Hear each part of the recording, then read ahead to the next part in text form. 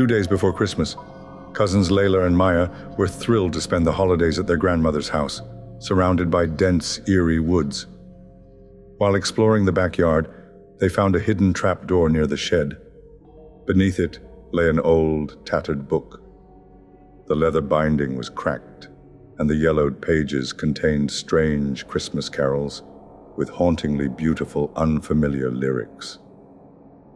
Maya's curiosity outweighed Layla's unease, and the two decided to sing the songs as a surprise for their family. That evening, they ventured deep into the woods, the book cradled in Maya's arms. The forest was darker and colder than they remembered, the trees gnarled and twisted like skeletal hands. Layla hesitated, her stomach knotting, but Maya opened the book and began to sing. Reluctantly, Layla joined her. The moment their voices mingled, the forest changed. The wind whipped through the trees, their branches groaning as if in agony. Shadows flickered at the edge of their vision, and the air grew bitterly cold. Layla's throat suddenly tightened, a suffocating pressure stealing her voice mid-song. She clutched her neck, eyes wide with terror, but no sound escaped her lips. Maya, lost in the melody, didn't notice until she finished the song. When she turned, she froze. Layla was pale and trembling, her silent gasps a chilling testament to something terribly wrong. Maya stopped singing, but the oppressive atmosphere only deepened. The wind roared, carrying a low, mournful wail that seemed to rise from the earth itself. Shadows grew larger, more defined, moving between the trees. They weren't human or animal, but shifting, formless shapes that radiated malevolence. The forest felt alive, pulsing with an ancient, vengeful energy.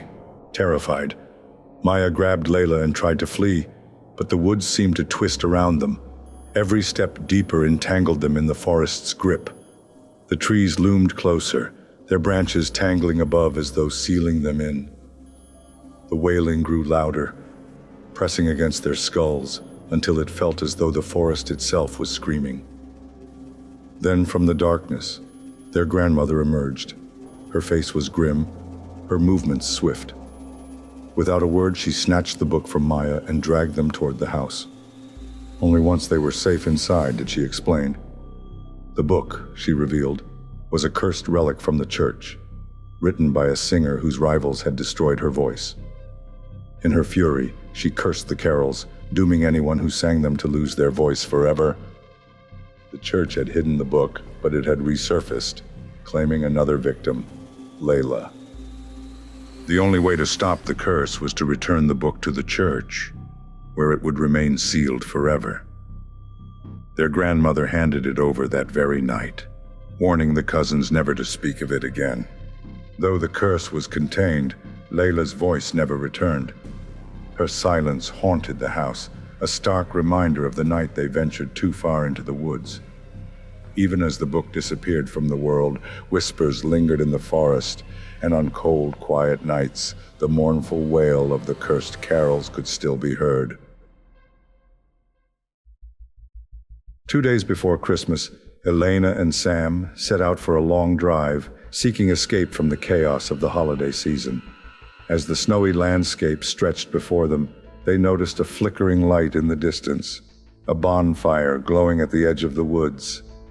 Drawn by curiosity, they turned onto a gravel road lined with twisted, barren trees. As they approached, the sound of Christmas carols drifted through the air. The cheerful notes felt oddly out of place in the eerie stillness of the clearing. When they stepped out of the car, the fire crackled merrily, but the scene was unnerving. There were no singers, no footprints, no signs of life. The carols echoed, but the woods were silent, as if frozen in time. Sam urged Elena to leave, but she felt a strange compulsion to stay. Drawn toward the fire, she noticed the trees surrounding it were blackened and gnarled, as if scorched long ago. The air grew heavy, the warmth of the flames unnaturally oppressive. Suddenly the fire flared violently, casting wild, distorted shadows across the clearing. A gust of wind rose, swirling ashes and embers into the air. Elena stumbled back, her heart pounding, but the wind stopped as abruptly as it had started. Sam grabbed her arm, his voice trembling as he pointed to the edge of the clearing. A flickering figure, faint and indistinct, hovered just beyond the firelight. Before they could react, the ground beneath them rumbled. A force pulled at Elena, dragging her toward the fire. Sam held on desperately, but the invisible force was too strong. In an instant, the fire erupted in a blinding flash, and when the light faded, Elena was gone. Sam stood frozen, staring at the spot where Elena had been. The fire crackled on, its heat suffocating, and the carols grew louder, almost mocking. Trembling, he stumbled back to the car, his breath hitching as the shadows of the blackened trees seemed to stretch toward him. Driving aimlessly, he spotted a faint light in the distance and found refuge in a small house. An elderly woman opened the door, her expression calm but grave. Inside, Sam recounted the harrowing events. The woman listened quietly before speaking. "That bonfire," she said, her voice heavy with sorrow, "burns for the dead." She explained that years ago, a group of friends had gathered around that fire to celebrate Christmas. A sudden blaze consumed the woods, trapping them. Since that night, the bonfire reappeared each December, a beacon for restless spirits. The carols, she said, were their voices, endlessly repeating their final moments. Sam's heart sank as her words sunk in. Elena had been drawn in just like the others. Her body was gone, and so was her soul, claimed by the fire's eternal curse. "You can't go back," the woman warned. "Once the carols find you, they never let go." Through the window, Sam glimpsed the distant glow of the bonfire, the faint strains of carols drifting on the wind. His chest tightened as he realized the chilling truth. The fire would burn forever, its victims lost to an endless cycle of haunting.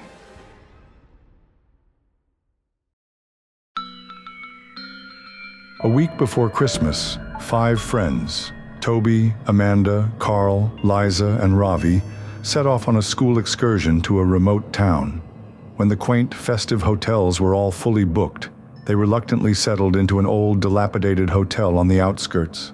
Its musty air and creaking floors unnerved them, but they shrugged it off, unaware of the horrors that awaited. That night, as they tried to sleep, strange things began.